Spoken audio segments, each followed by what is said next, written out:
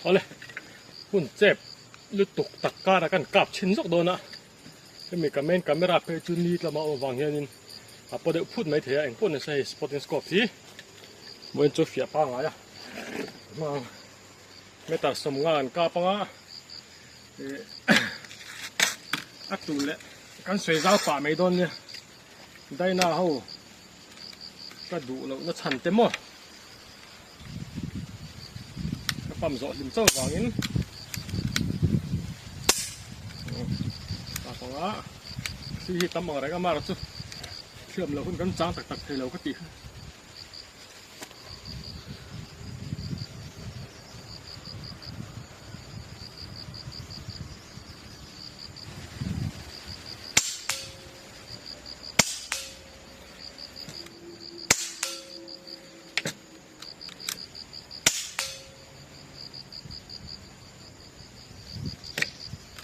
ได้นะเฮ้ยสิไลบิลทัดกันเนี่ยอาแม่เราจุแต่เตียงไล่กันเราหมูตอมเดอร์อาบีกินสกายฮอคเลยเอาโหลดที่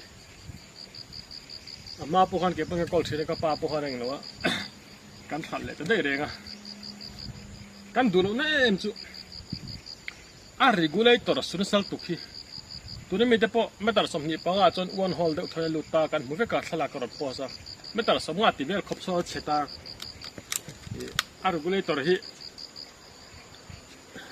ทะเลไม่มาได้นะมาจะตั้งตัวคอมเพลนเสร็จเนี่ย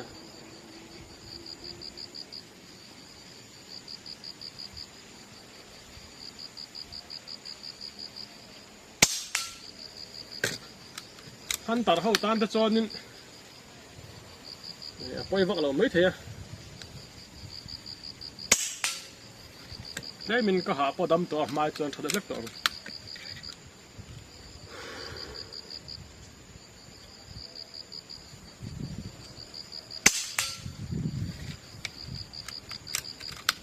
ไงอ่ะ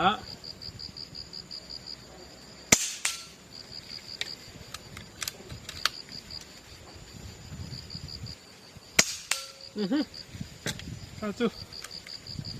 อันนั้นโชว์นะสัสเลยซาพูโปกคนนี้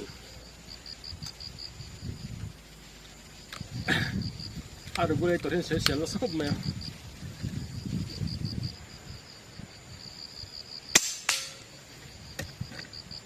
เดี๋ยวว่าไงที่ไหนว่าหาเดี๋ยวเป็นหมดเลยโอ้ถ้าติงเกินเจสบีกันก้าวไปชินะ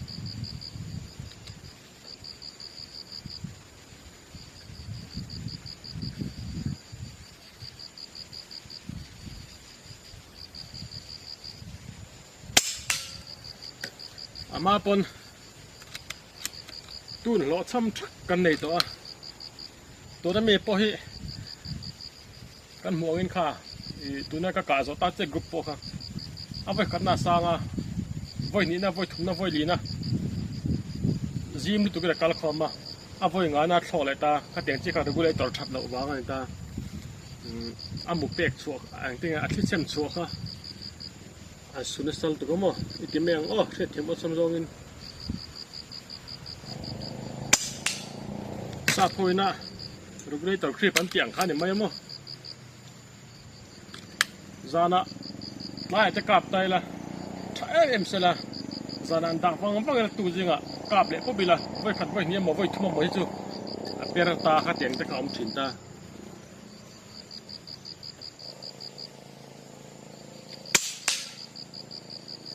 ดูทุสามเราเลยตุกเดียวจน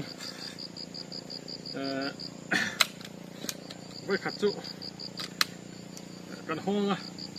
หรือว่าตัวบ้านกันด่าสังขึ้นสินังอ่ะไอ้หมอด่าอย่างขึ้นแต่หมอกันตีได้สินังไว้ขัด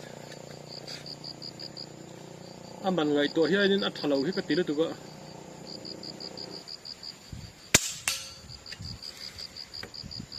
อินจะขัดเวลาในตัวนี้มีขัดทัดจริงเลยมั้ง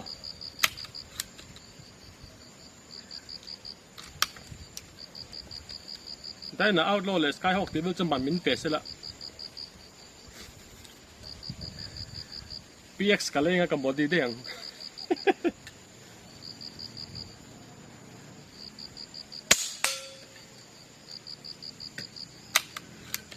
ตัวไหนยันบาร์โคด้าให้จะเรียกสมงาเวรีนกากาคุโม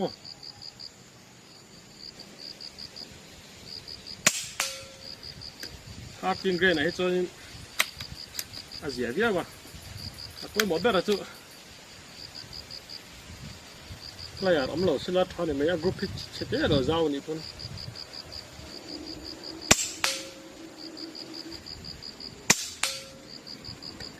ตัวนั้นมีดิ้งในเบสซูเองเอาว่าไงดอกตัวที่วางเนี่ย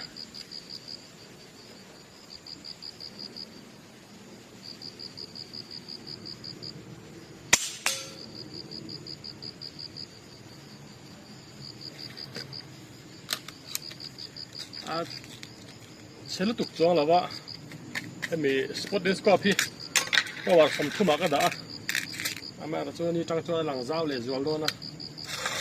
target size เดียวโซ่เต็มมากกระชุ่มหันเจ้าหินเนี่ยมั้ง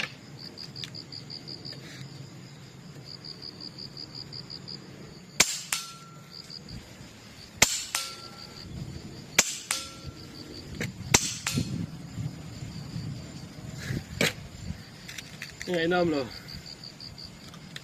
ไม่ต้องสมนิปังอาจจะกันหัวกันสวยตองกันถ้าการันดัดตัวซีมด้วยตุกันนี่ไม่ต้องสมงาสุดที่ขบซ้อนดัดมาเนี่ยมั้ง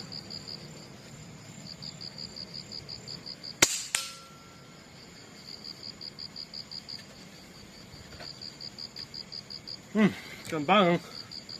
อะไรน้ำเลยพีเอ็กซ์พอร์ตลูกเลยมากันแล้วตุนตัวเทนเตล่กันเตปอรูกเลยตัวกันทักที่ในหัวมาขันมั้งทันตุกอันบาร์เรลปอยท่าป้าไงสิไลปอบิลต์ท่าแม้เราจะอันรูกเลยตัวที่เชลลูไลตุกได้นะฮะมาแล้วจังตัวอันสวยเซลล์สัตว์เบิร์ดเทียนเนี่ย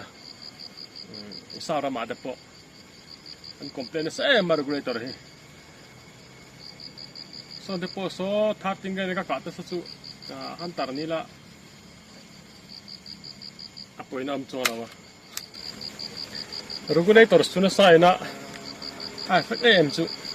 nem hen tun thave do mai la an kalan thlok do ya yang chi te mo chuan zinga kan ka pa tha kan da bang bang atla ya kan ka pa lo pher le a boi thum boi li kan ka pa ran group khom le de wa khat deng chi te an ta chu tiang a chonin an te na hen te po hai mi mu a in hi ka ting gen hiกันเท่าไหร่ก็ริตันนี่โอ้สมจอกันเนาะ10.65 ไอเราริดเดียวกันเต็นอาศัยสถิตเช็ดได้อินเดียนตาอย่างนี้ 4.50 เนี่ยอย่างนี้ 4.52 เนี่ยส่วนBC พอสร้างเสร็จตาข้ามีขั้นรูปเลยตัวสุยนะอัดที่ทำรัวเราพวกเราเนี่ยตาเสร็จละเอ็นเตียกันเตียงเนี่ยมันอัดดาวโจเดียวเล็กมั้งอัดดาวโจเดียวเล็กฟังอินเอฟเฟกต์ข้าอันนั้นเราบีก็ข้ามีเองเราวินะข้ามีสุดดิกเราวินะแอร์กัลดิกเราวินะเอฟเฟกต์ข้าแล้วมินถ้าจริงเกินเท่าไหร่เนี่ยตั้งงำแค่ตาจะมีวางในตุนอะไรเรื่องเสียงก็ติ้งไอ้อังเราที่เราไทยตาข้าเตียงอะไรนี่มัวจิรข้านี่เวทเท่าตาบีซีจิรข้านี่ตาตุนอังลายหลาจวนตัวนี้ตัวก็เลยบริโภคเวลาหลาท่าเอ้ยมาเลโซลินะตัว40 grain เลย36 grain เลย34 grain ตั้งระดับต่างตัวเห็นมั้ยอาจารย์จูอัดลูกปุ๋ย BC 25กันเลยบาร์ตั้งตัวจวนอัดลูกปุ๋ย BC 40เลย38เด็ดลูกปุ๋ยตัวจู44 grain เด่นตาอาศัยจงพอ0.เองสร้างเงี้ยมันนี่เขาแกนเราจะกระเจนแต่ไม่รู้อารมณ์จ่ายแต่ละเรื่องต่างๆไอ้เสเลยตามมูฮีอักเกรนอินอังสีอาคารินจูวางะ34 grain เว่เอกวางเงี้ยตัวเขาวินาทีนงำจอกกันติดจวนอามัวเซจอกะอามาเห็นชิมะกับบีซีทจอกตาทีนอกกับงำจอกตาจูวางะมีตั้มตะกินะ25 caliber 34 grainอายิน22 caliber 34 grainดูอันนี้ตาเซจอกะ34จูจุ่มบัวกันที่ยันจูวางะcaliber ดังอ่ะพอ30 grain อ่ะพอไอ้30 caliber อ่ะพอมีตั้มตะกินะ44 45 12 60 grain 12ไอ้พอ22 40 grainนั่นเท่ากับการดูดสันจุBC เขาเอ็นเท้าหมอเขามีบางสันตา a ballistic coefficient sanga piang khas taka cho thata chu tiang chen pele cha po ni thawa a bc san po le khikal dik lo le ang model te kha angam tol tol ta chu wanga tuna po tun hi hei phei chu 25 fa phei chu na bon lu tu hei po bon lu tu tho amara chu a regulator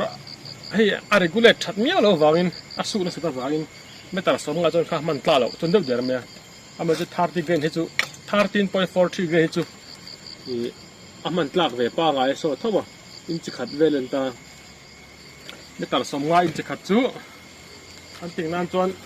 aman tlak viaw ani ama target ka nan chon in ka du lem lo tu hen thlit le mina zoi da ka se kan kap le chin lok